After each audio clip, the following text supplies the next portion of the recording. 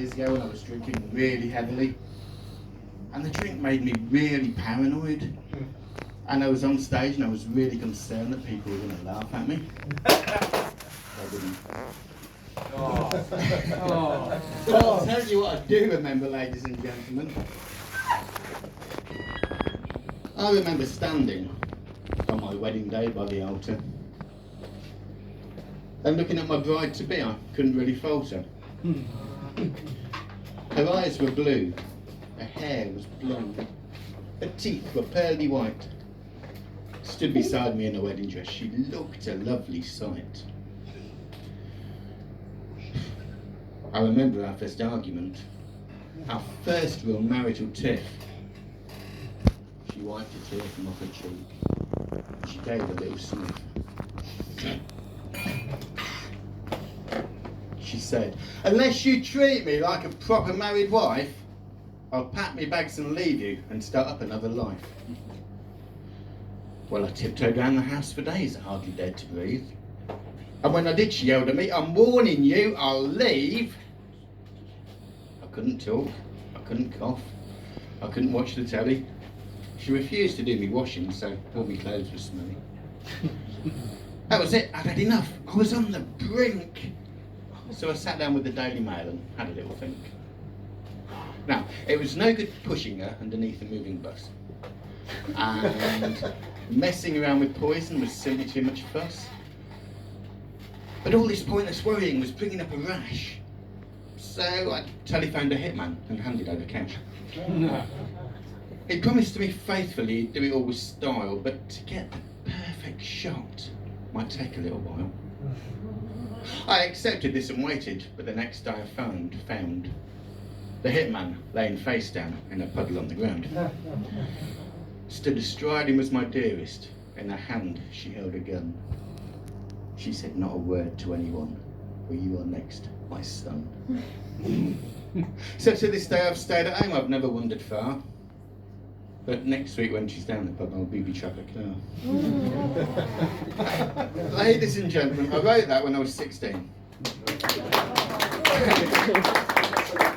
I wrote that, no, don't clap that. I wrote that before I knew about love. I wrote that before I knew about the sanctity of marriage, before I knew about soulmates, life partners.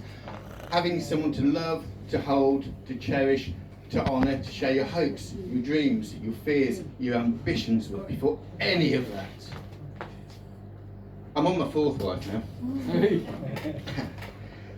And, don't judge me really, you know, it's like wedding cake. Some wise old words from my dear mum, the true words that she used to say to me, "You don't have to marry them to fuck them." Cheers, mum.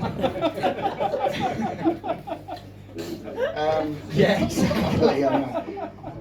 So, my first couple of marriages were a bit rubbish, to be fair. I was no good as a husband. I'd turn up, hang around for a bit, and then when no one was looking, just kind of slope off. I was a little bit like a plumber in a cheap 80s porn movie, but without the knowledge of plumbing or sex. I met my first wife in Fifth Avenue in Peterborough. Do you remember Fifth Avenue? God. Yeah, do you remember that? Hey. Fifth Avenue. Yeah. And I remember it was in the 90s. The lights were down low. The famous philosopher Hadaway was asking, "What is love?" It's Baby, turn around, mate. It's obviously not a safe word as it had us, because your next word is "baby, don't hurt me, don't hurt me no more." She gave me a sign, I say sign, flyer, cocktails, £10 all night. So we sat and had a cocktail all night, because to be fair, it was the 90s, £10 was a lot of loot, wasn't it? And at 2 o'clock, 2 a.m, as happened in all nightclubs, the lights came on full and we saw each other properly for the first time. And we gave each other that little look between each other, and that little look was But I walked back to the taxi rank, and as we stood waiting for the taxi, she looked at me. She had love in her eyes, or tequila. And she looked at me and she said, "Do you like the Chinese?" She was from Gunthorpe. I said, "You are? Do you like the Chinese?" It was such a poetic dialect. It's a shame it faded out. I said, "I do like the Chinese. They're a lovely, peace-giving nation." She said, "No, no. Do you like the Chinese food?" I said, "I do like the Chinese food, yes." She said, "Good. You will come to mine 7 p.m. next Saturday. I will cook you the Chinese meal, for I am the qualified chef." Did she play a Nazi in an hour? Every time I say that, I want to do a little flamenco. But I haven't learned it, so that's it. But next Saturday, ladies and gentlemen, at 6:30, I start to get ready. I have a quick old flannel wash. A bit of the old Lynx Marine. And at 7 o'clock, I'm on the door. I'm there. And ladies and gentlemen, she was a qualified chef. Ooh. On paper. Sitting Guild 7061, 7062. That's unfair, really. It was a lovely meal. I make it sound that's me being bad. I'm sorry. It was a lovely meal. I did see your Uncle Ben loitering by the bins, but that's by the by. We finished the meal, and at the end, she said to me, "I will go." Gunthorpe, Pete, it's a beautiful dialect, mate. "I will go and wash up. You will stay here and watch Jet get battered around the ring." It's the 90s, it was Gladiators, wasn't it? Hey? Hey, Saturday night TV. Hey, contender, you will go on my first whistle. Gladiator, you will go on my second whistle. Sorry for any Scottish, huh? If it's a metaphor for life, God, it's Gladiators, wasn't it? Just loads of pointless obstacles and someone's going to catch you doing something. But she went through to do the washing up. Jet was on TV. I was young, lusty, and in Gunthorpe, which is probably going to be the name of my autobiography, to be fair. So I followed her into the kitchen, and she was there at the sink. And as I put my arms around her waist like that and rested my head on her shoulder,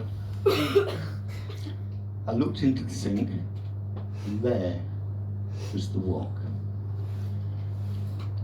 It was filling up fast. There was going to be a hot, soapy, fairy cascade into the bowl of the wok soon. I looked her in the eye. I'm going to translate the next bit, Pete, because it works better translated. Right. I looked her in the eye and I said, "You sure you want to do that?" Looking me squarely in the nipple and using 2 years of sitting guild 7061, 7062, she said to me, "Why? Are you concerned that the hot water and the detergent will slowly strip away the natural flavours and aromas that have gradually permeated into the semi-porous surface of the wok, thus making all future food slightly bland?" And I said, "No, it's electric and it's still plugged in."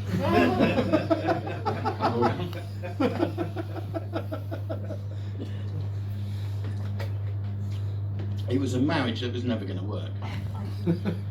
We were at the altar, and the vicar said to her, "You take this sign, Fox, to be your lawfully wedded husband." And she said, "Would you?" And he said, "What?" She said, "Would you?" I hadn't really thought about it. I said, "Well, do you know, can you, TikTok motherfucker?" A line which Samuel L. Jackson later nicked and made famous a couple of years ago. But I always got into trouble for writing crap, which is a tradition I've proudly carried on.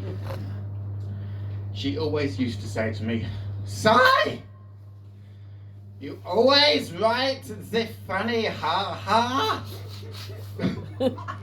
You never write about the romance. You never write about the love." Sorry about that. But she's wrong, ladies and gentlemen.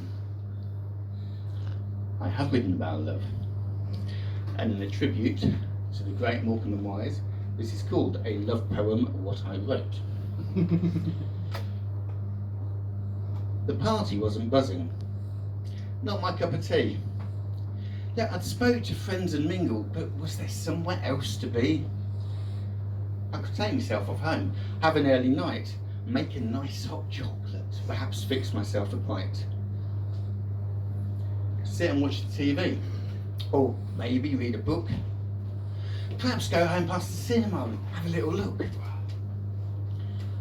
But then I saw you all alone, by the sausage rolls, hiding coquettishly in between the two punch bowls. Where had you appeared from? My body started shaking. I made a beeline through the crowds, hoping that you weren't taken. You looked divine, you could be mine. Our love would never plateau. Take my hand and understand. I love you, Black Forest Gatto.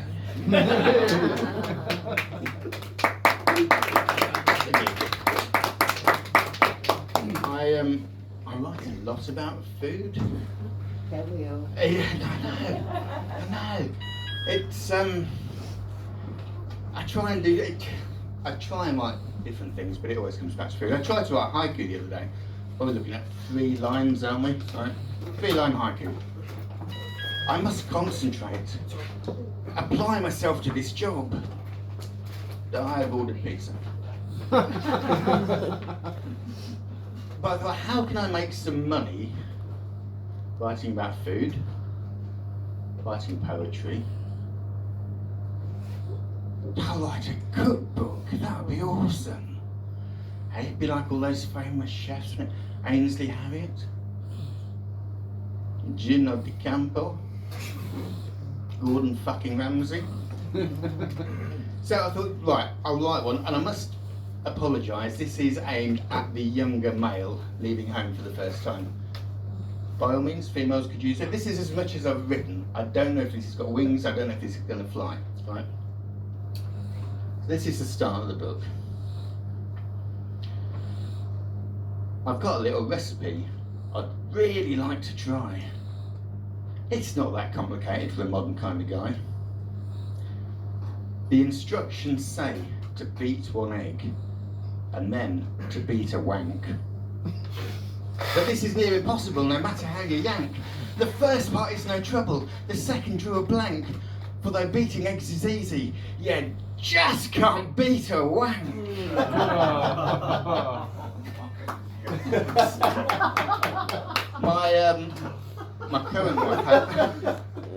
My current wife hates that. Although not as much as she hates being called my current wife. Yeah, for sure of that.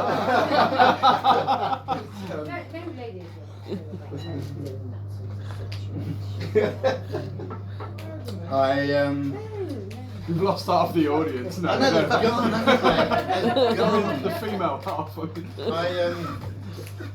Yeah. I want to ask a question. It's a hands up question, to be fair. It's not about wanking. Unless you want to see me after. But not you, Gary. Obviously, you've still got PTSD from last time. STD.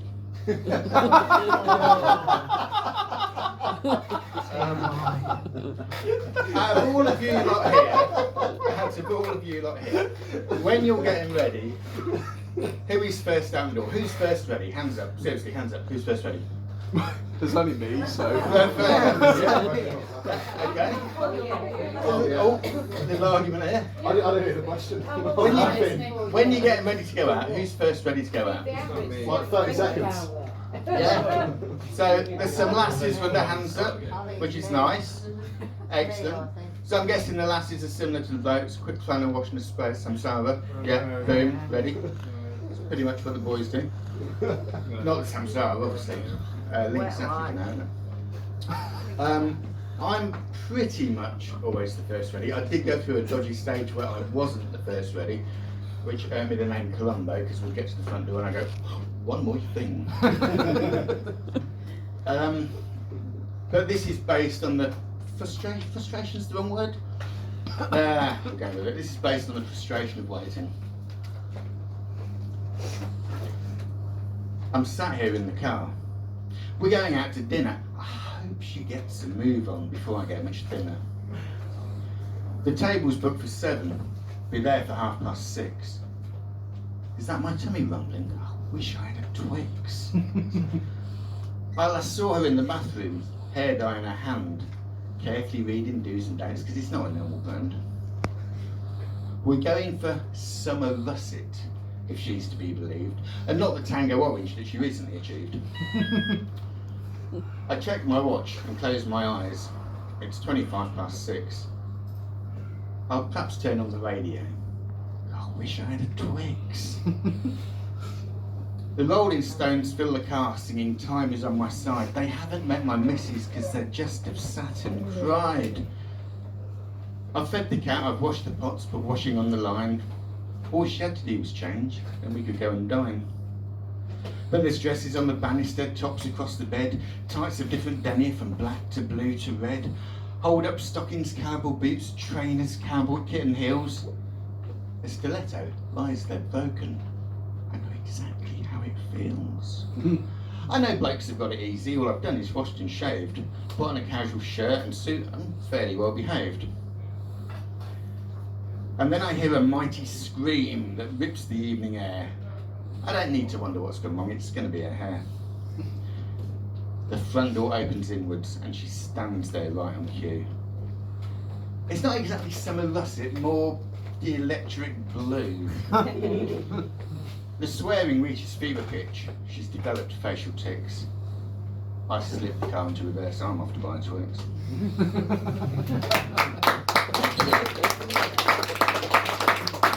There's a sister poem to that, and this is based on sharing. You share food when you go out? Are you food sharing? No, Sophie's shaking her head. No one shares? Yeah. Yeah? Yeah. Yeah? You order what you order. Thank you. You eat what you My order. point. Do you want chips? No. Are you sure you don't want chips? No. These are my chips I'm ordering. Are you alright? Yeah, fine. Another chip. No. So this is kind of the follow-up to that poem.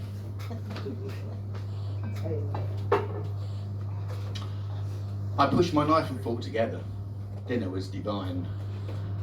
I looked my partner in the eyes and I'd take a sip of wine. I'd give her everything I have, my heart, my soul, my life. Each day I count my blessings that she's agreed to be my wife. I couldn't eat another thing, my stomach starts to hurt. Then a waitress appears from nowhere. Would you like to have dessert? It's like she's gone and read me like the proverbial book. I take the menu from my hands and have a little look. If I'm being honest, it's the part that I've been dreading. Because if it's handled wrongly, it can really do my head in. You see, what I really want is a slice of treacle tart. But if I go and order that, the bathroom will start. Why don't you order that and pass half of it over? And in return, I'll let you have some raspberry pavlova. But you see, I don't want raspberry pavlova or anything you've got. I want my sticky treacle tart and I want the blinking lot. Or you could have chocolate brownie, she says with some delight. And I can have the tartatan. I'll let you have a bite. Now, I'll be having cream, she says, so please do as I say. When she takes your order, babe, ask for creme anglaise. I say I'm having crumble. She doesn't like that, it's made with pear. I don't like it either, but at least I don't have to share. So I order crumble with custard, thinking that I've been smart. But when the waitress takes her order, she asks for sticky treacle tart. Are you, we're all used to doing this now. Thank you very much. Stop your pain. Yeah, it was sharing. Ooh, sharing's scary. Oh. Not with dessert. No, we order the same now. It's just easier. Yeah, everything's Definitely. the same. You're all used to online shopping now, yeah? Yeah, you're used to Amazon man coming up. There's your parcel, quick photo. Yeah? Yeah, nobody in.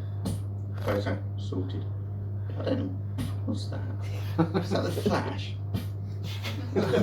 Victorian age, what's all that? Could you possibly stand still for 15 minutes? Bloody hell's all that about? Ignore me for a moment. Anyway, so I used to be a courier when all this was starting, and people weren't used to the whole taking photos malarkey. And there was a day when I nearly got beaten up, because on the scanner it said, take a photo of the door, and then it said, describe the door. Wooden hole. You know, what else am I supposed to do? So it was 7:30, and I'm in Sutterton, the other side of Spalding, and I've got this parcel, and I'm looking for the house, and I'm gonna lie, the place I was delivering to, there was a lot of money, and I'm talking this area was minted, because I can't afford to put a washing machine and a tumble dryer on my front lawn. Right. And I found the house, and it's 7:30, they're all stood there. They stood in front of the door, and they're chatting. I was like, this is strange for 7:30. So I got out of the car, and we had the traditional courier banter with the bloke. Parcel for you. I didn't fucking order anything. 29 Acacia Avenue? Yeah. Parcel for you. What's she fucking ordered? I don't know. I'm just delivering it. I don't know. And this is the bit that nearly got me beaten up. I'm still trying to be good. I'm still trying to do things by the book. This precise second. And I said to him, can you just move out of the way? I need to take a picture of your door, sir. And his face changed. It went like thunder, and he started to walk towards me. He went, you fucking what? You want to take a picture of my daughter? No, your door. I need to take a photo of you. And as I'm saying this, I realise how bizarre this sounds. I need to take a photograph of your door. And the anger turned to confusion, and he carried on walking towards me, and the Indian was like, daffodil, fuck it, that'll do. And I'm off. My next parcel, I kid you not, was addressed to the sex queen. That was what was on the parcel. The sex queen. That's confidence, isn't it? I mean, wow. But I'm a little bit excited, to be fair. It's 7:45. What's she going to be wearing? I'm eager to know. I found the address. And I knocked on the door. And she answered. And she looks me up and down, and I got shivers up and down my spine, ladies and gentlemen, and not in a good way. And I looked at the parcel, and I looked at her, looked at the parcel, and looked at her, and I went,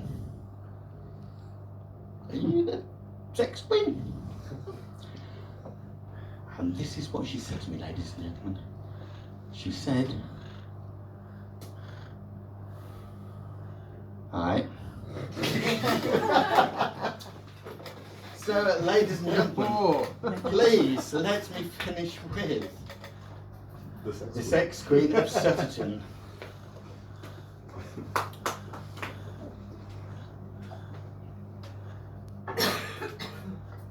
I'm the sex queen of Sutterton. I'll grant you every wish. I'm keen, serene, a young lad's dream, and I don't smell a fish. I'll be your every fantasy. Yeah, you can do it. I'll be your every fantasy you thought of in your life. I'll be a hooker, horse, Inspector Morse. Hell, I'll even be your wife. Whilst you get undressed and you're choosing your scenario, I'll bring you a cup of coffee and a little dish of Haribo. There's a leaflet on the table showing all the toys I've got. I keep meaning to go digital and upload the bloody lot. There's manacles and cuffs, a gimp mask with a zip, flavoured lubes, a Rubik's Cube and Indiana's whip. I'll tie you to the bed, I'll hang you from the ceiling, I'll even make you wash up depending how you're feeling. Now, the room I normally use for our slice of kinky purgatory is full of all my ironing, so we'll use the back conservatory. I've blacked out all the windows so we can be alone. Well, unless in from number 35 is playing with his drone. So, make yourself all comfy. Choose a rubbish sheath. I'll go and let the dog out, then I'll nip upstairs and brush my teeth. Feel free to pay up front. I mainly accept PayPal. My Wi-Fi code is on the wall. It's Derek-Val. That's me, ladies and gentlemen.